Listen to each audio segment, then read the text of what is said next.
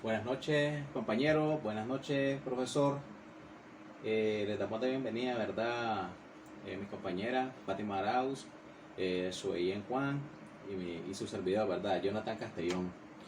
Nosotros vamos a hablar un poco del nacimiento del derecho mercantil en Nicaragua. Bueno, a la brevedad, comienzo con la exposición. Bueno, la historia del derecho mercantil en Nicaragua, dice. En la Edad Antigua, los primeros pueblos que se dedicaron al comercio amplio y sólido fueron los asirios y los fenicios, de los cuales no se tiene documento de sus actos, excepto en Legrodia de Cactus, en Atenas, Grecia. Se determinó la existencia de lugares que fueron destinados para depósitos de mercancía, establecimiento de pérdida de mercancías, así como también lugares donde los comerciantes se reunían para celebrar sus contratos, de los cuales tampoco se tiene referencia directa, sino por medio de las obras y escritores griegos, como por ejemplo Demóstenes, quien en discurso señalaba que los contratos de préstamo, de cambio, de transporte marítimo, además de la existencia de la jurisdicción especial para asuntos mercantiles. El derecho romano, en Roma, sí se encuentran documentos que reflejan la existencia de verdaderas instituciones mercantiles, tales como la banca, las sociedades, etc. También existen diversas acciones, tales como la ejercitoria, institutoria y recepticia. Sin embargo, a pesar de la existencia de estas instituciones, no se puede hablar de un derecho comercial como tal, sino de incius gentium y un ius civil, adaptado a las actividades comerciales. La Edad Media constituye la época en la cual se define el derecho mercantil como una ciencia jurídica autónoma, y su estructuración se inicia una vez que los comerciantes se asocian para cada arte, y con estas se coinciden las universidades y las corporaciones. Las corporaciones están administradas por uno o más cónsules, asistidos por sus consejos de ancianos, que de reconocida trayectoria en el comercio. Se crearon también normas jurídicas que fueron alimentadas por la costumbre, dando paso no solo a los cónsules, sino además a los estatutorios y estatutos. Los estatutorios eran encargados de compilar las soluciones a los problemas por escrito, dictadas mediante sentencias por los cónsules, para luego archivarlas en la sede de la corporación, dando origen a los estatutos. Las sentencias que dictaban los cónsules eran firmes y ejecutorias, pero podían ser apelables ante un tribunal, integrado siempre, ¿verdad?, por comerciantes elegidos por sorteo o a quienes se les llamaba cónsules. Las ferias también tuvieron en esta época, donde los comerciantes de distintas regiones concurrían para exhibir sus mercancías a comprar o vender. En la época moderna, parte de la conquista de América, lo cual representa las transformaciones de las condiciones económicas, sociales, políticas y espirituales, nacen nuevas instituciones comerciales que culminan en el siglo XIX con la promulgación del primer Código de Comercio, el cual entró en vigencia el 1 de enero de 1811. Bueno, en la evolución histórica, podemos decir que el primer Código de Comercio que se aprueba en Nicaragua es el 22 de marzo de 1869, donde tuvo como modelo el Código Español de 1829. Más adelante, el 20 de octubre de 1916, se promulga el actual Código de Comercio, que actualmente tiene 93 años de vigencia. Es antiguo. El Código de Comercio de Nicaragua y los españoles de 1829 y 1885 se basan en el Código Napoleónico de 1806. Se han realizado esfuerzos por el objetivo de elaborar un nuevo código. En Centroamérica se desarrolló un proyecto en la década de los 70 para elaborar un marco regulatorio regional sobre el régimen de las sociedades anónimas. En 1978 aproximadamente, con el patrocinio del Banco Central de Nicaragua, se formó una comisión redactora de un nuevo código de comercio, siendo integrada por el doctor Gonzalo Meneses Ocón, doctor Ernesto Cruz Porras, doctor Alejandro Montiel Argüello, doctor Gonzalo Solorza Novelli, doctor Arístides Omarriba y doctoria Sonia Valle de Cruz. Este esfuerzo tiene como antecedente inmediato el del año 1971, cuando el Banco Central de Nicaragua contrató los servicios profesionales del destacado jurista Rodolfo Fontana Rosa, quien preparó el primer texto. En el año 1995, bajo la administración de la presidenta Violeta Barrios de Chamorro, se organizó una comisión de trabajo integrada por prestigiosos juristas, misma presidida por el doctor León Núñez, la cual tuvo por objeto la elaboración de un proyecto de código de comercio. Según él, a la comisión no se dotó el presupuesto correspondiente. Más adelante, en 1998, el gobierno de Nicaragua, a través de la Carta de Intención y Memorándum de Políticas Económicas sometida al Fondo Monetario Internacional, bajo el Servicio Reforzado de Ajuste Estructural ESAF, establece en el Programa Económico 1997-200, numeral 28, el gobierno de Nicaragua modernizará el Código de Comercio. Se han realizado diversos esfuerzos desde la década de los 70 de tener un nuevo Código de Comercio. Bueno, la clasificación de los actos de comercio. Esta clasificación está sacada de la legislación mexicana. Esta clasifica los actos de comercio en actos absolutamente mercantiles. Tienen ese carácter o naturaleza que lo determina el mismo Código de Comercio. Además, son aquellos que están previstos en el artículo 75 del Código de Comercio y otros están en la Ley General de Títulos de Operaciones de Crédito.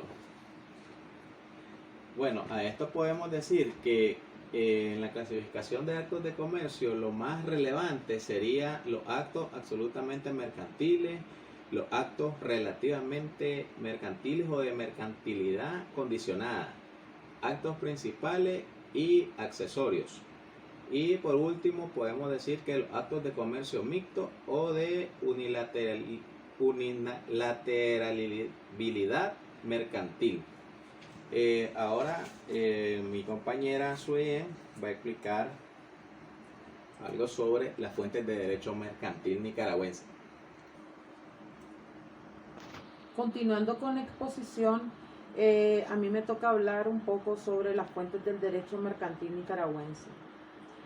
La fuente es el origen o causa de cualquier fenómeno, el manantial de donde emana algo, aunque más corrientemente se habla de fuente en el sentido de origen o causa.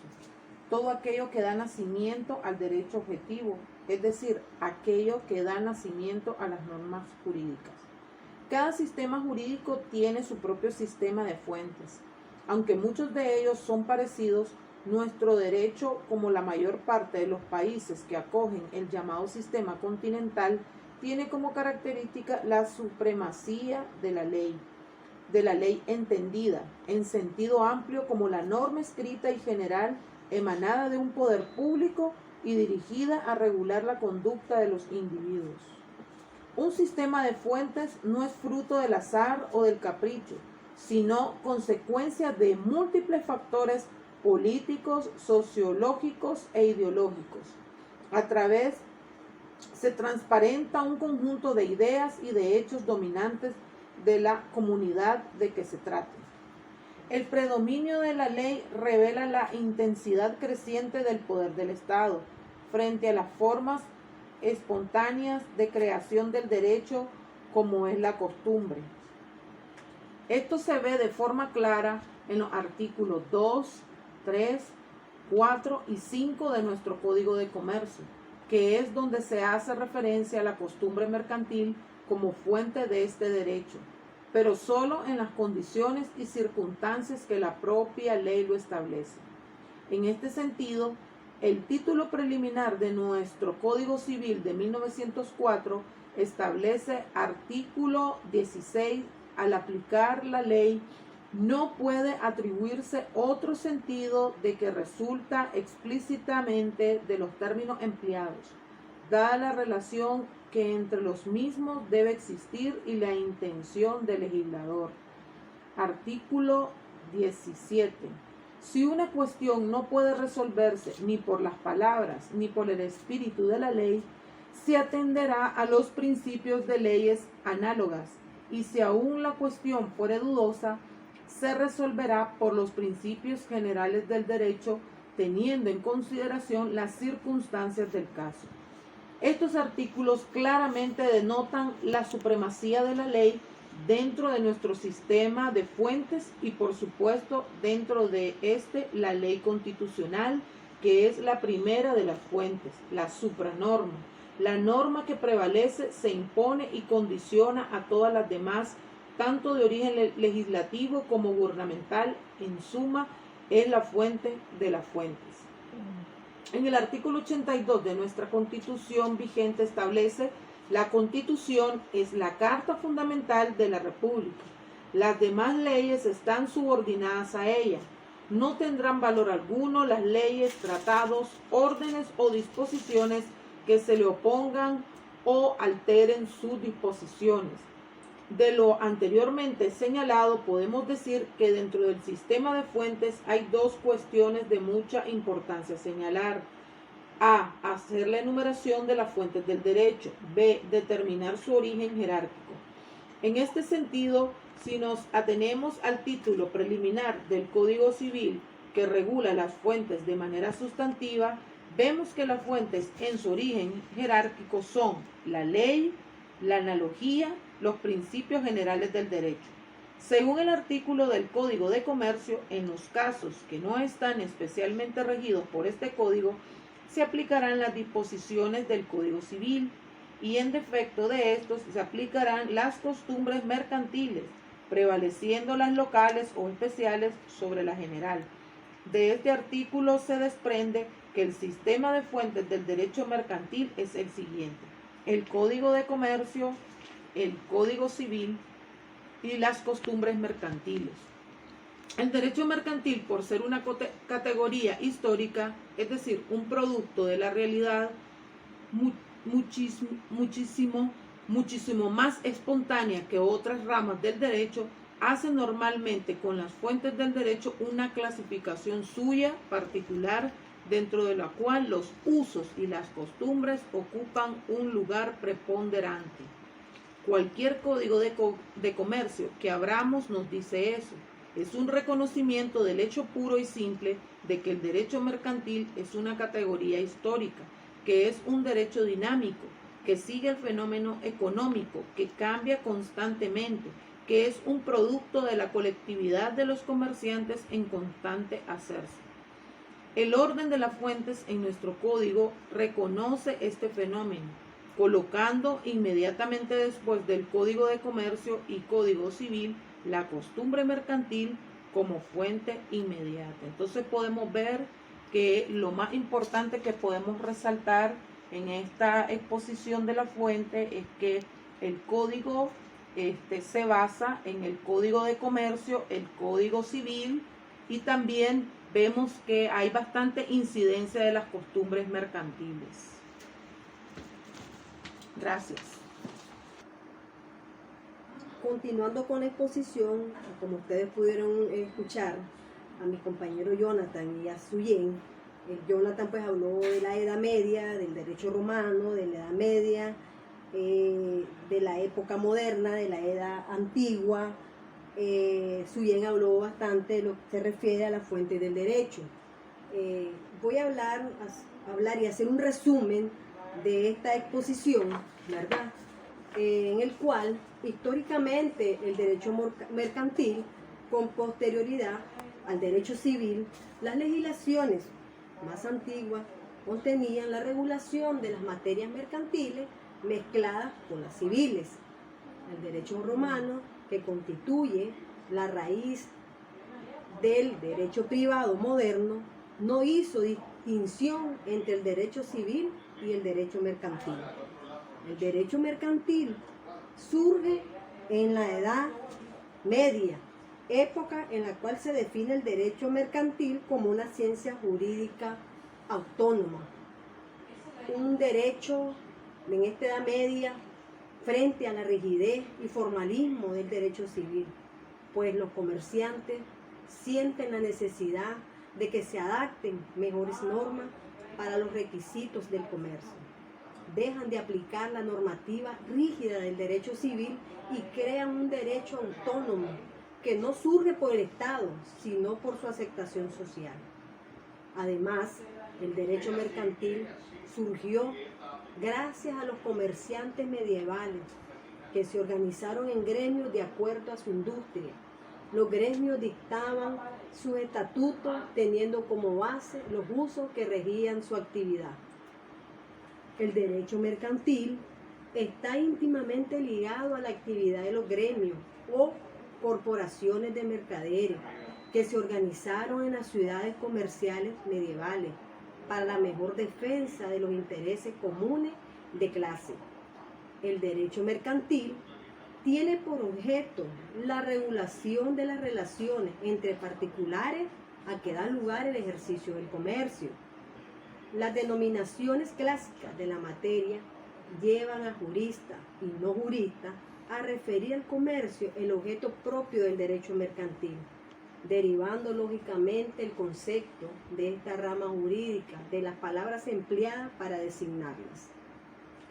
Si el derecho administrativo es que se refiere a la administración, el derecho mercantil tiene que ser el que se refiere al tráfico de mercancía y código de comercio, el código propio de la función económica comercial. La importancia del derecho mercantil es porque entre las actividades hay una profesión, la del comerciante, que requiere un derecho especial, los actos de comercio que deben de ser regulados por un derecho especial, porque en la economía moderna hay unos organismos, empresas que reclaman un derecho especial que regule las relaciones entre los comerciantes. El derecho mercantil regula las transacciones y operaciones mercantiles, humanas, compra, venta de contratos, hipotecas, herencias y registros mercantiles. La forma de pago se basaba en letras de cambio, cheque, pagaré, etc. El derecho mercantil se aprende estudiando, pero se ejerce pensando. La libertad es el derecho a hacer lo que las leyes te permiten. Buenas noches y muchas gracias.